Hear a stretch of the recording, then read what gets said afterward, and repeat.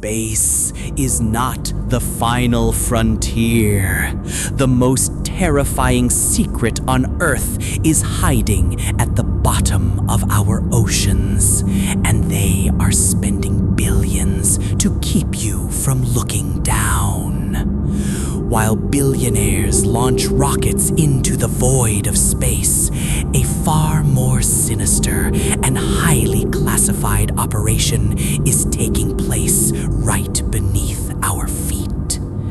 The Mariana Trench, the deepest point on our planet, has been sold to the public as a barren, pressure-crushed wasteland.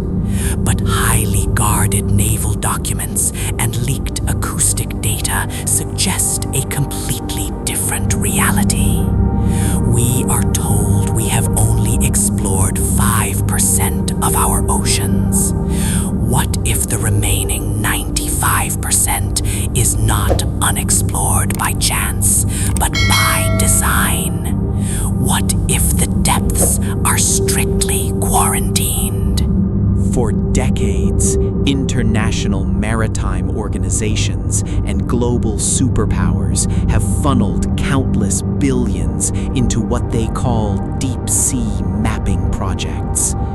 They release heavily redacted, low-resolution topographical maps showing nothing but mud and volcanic vents.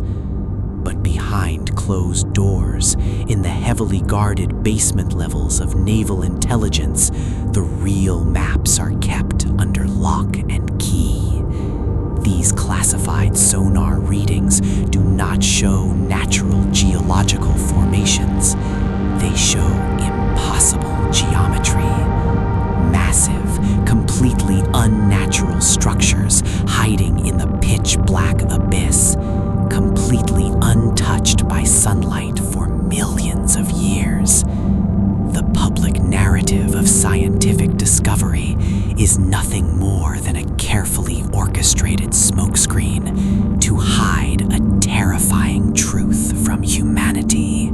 The true nature of this cover-up began to leak when independent deep-sea acoustic researchers intercepted a highly unusual ping.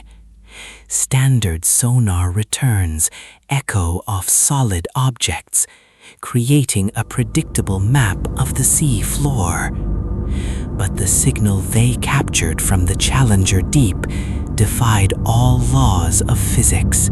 It did not just bounce back, it was absorbed, and then something responded. A massive, low-frequency acoustic anomaly that dwarfed the size of any known biological creature or man-made submarine. The frequency was so powerful, it rattled the sensors of monitoring stations miles away. The governments of the world immediately seized the data, silencing the researchers and erasing the event from every public database. You might remember the infamous acoustic anomaly recorded in 1997, known globally as the bloop. The official explanation handed to the public was that it was the sound of an ice quake, a massive iceberg cracking in the Antarctic. This was a lie. Whistleblowers within naval intelligence have recently come forward, risking their lives to reveal the raw, unedited audio files. The raw data contains rhythmic, mechanical undertones, like the slow, deliberate breathing of something unimaginably large, mixed with the humming of colossal submerged machinery. The icequake theory was hastily constructed to prevent mass panic, while entire fleets of unmarked military vessels were quietly dispatched to the coordinates. When those unmarked fleets arrived, they deployed autonomous submersibles equipped with ground-penetrating sonar capable of seeing through miles of water and sediment. The images they captured were immediately classified at the highest possible security level. They did not find a monster, and they did not find a sunken ship. They found architecture. Miles of it. Massive monolithic pillars, sharp angles, and perfectly smooth metallic surfaces buried deep within the trench walls. These structures are impossibly ancient, predating human civilization by millions of years, yet they emit a faint, continuous electromagnetic pulse. The ocean floor is not empty. It is an active, ancient installation. Notice the sudden influx of billionaires and private corporations funding deep-sea exploration. This is no coincidence. It is a carefully outsourced black ops program. Governments cannot openly deploy massive military contingents to the middle of the Pacific without drawing global attention and satellite surveillance. Instead, they use private enterprise as a shield. These civilian submersibles are heavily modified, equipped with military-grade payload bays and acoustic shielding. They are not going down there to look at rare jellyfish or discover new species. They are going down to monitor the installation, to service containment protocols, and to ensure whatever is resting at the bottom of the trench remains undisturbed. There is a specific perimeter surrounding the deepest part of the Mariana Trench, known among naval operators as the Dead Zone. Whenever remotely operated vehicles, or ROVs, cross this invisible boundary, they suffer catastrophic and simultaneous systems failure. The video feeds do not just cut out, they distort wildly, showing bizarre, shifting fractal patterns before the transmission dies completely. When the cables are winched back to the surface, the multi-million-dollar titanium submersibles are not just crushed by water pressure. They are melted, twisted, and scarred by intense thermal radiation and immense localized magnetic fields. Something down there is actively defending its airspace. The marine biology sector has been noticing highly disturbing behavioral changes in deep-sea megafauna over the last decade. Giant squids, massive oarfish, and species of sharks that have lived comfortably in the deep abyss for millions of years are suddenly washing up on shores across the globe. Mainstream science blames changing ocean temperatures and currents, but necropsies on these creatures reveal something far more terrifying. They are suffering from severe pressure trauma and ruptured swim bladders. These ancient leviathans did not simply wander to the surface. They swam up in a blind, terrified panic. They are fleeing from something that has recently woken up below. Those who attempt to expose the truth about the trench rarely remain in the public eye for long.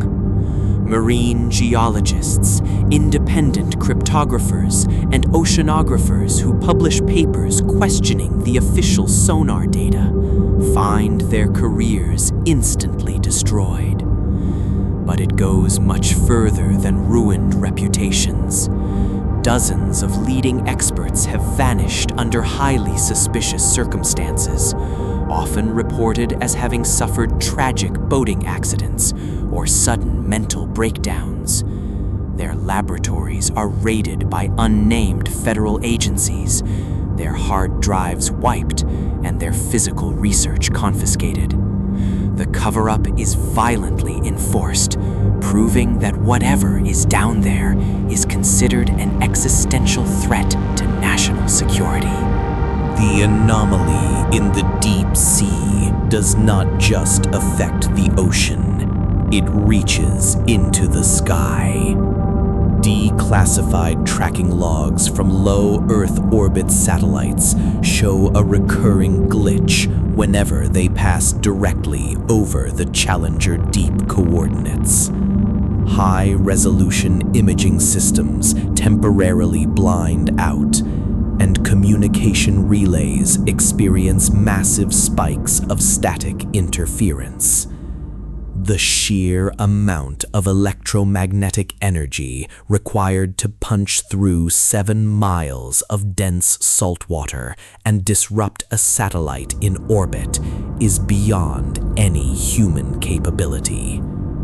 It suggests that the structure at the bottom of the trench is not a dormant ruin. It is an active transmitter, and it is currently broadcasting a signal into deep space. A highly encrypted data packet was recently leaked onto the dark web by a former acoustic analyst stationed at a military listening post. It contained a 3-minute audio file recorded by a classified network of hydrophones anchored around the Pacific Rim. If you analyze the audio through a standard spectrogram, the visual representation of the sound does not look like random ocean noise. It forms complex, repeating mathematical patterns. It is an artificial language, a broadcast. The analyst who leaked the file included a terrifying final note before he disappeared. They are not trying to talk to us. They are talking to something else, and we are just in the way. To understand what the governments are hiding, we must look to our ancient past. Every major ancient civilization on Earth, separated by oceans and centuries, shares a shockingly similar myth.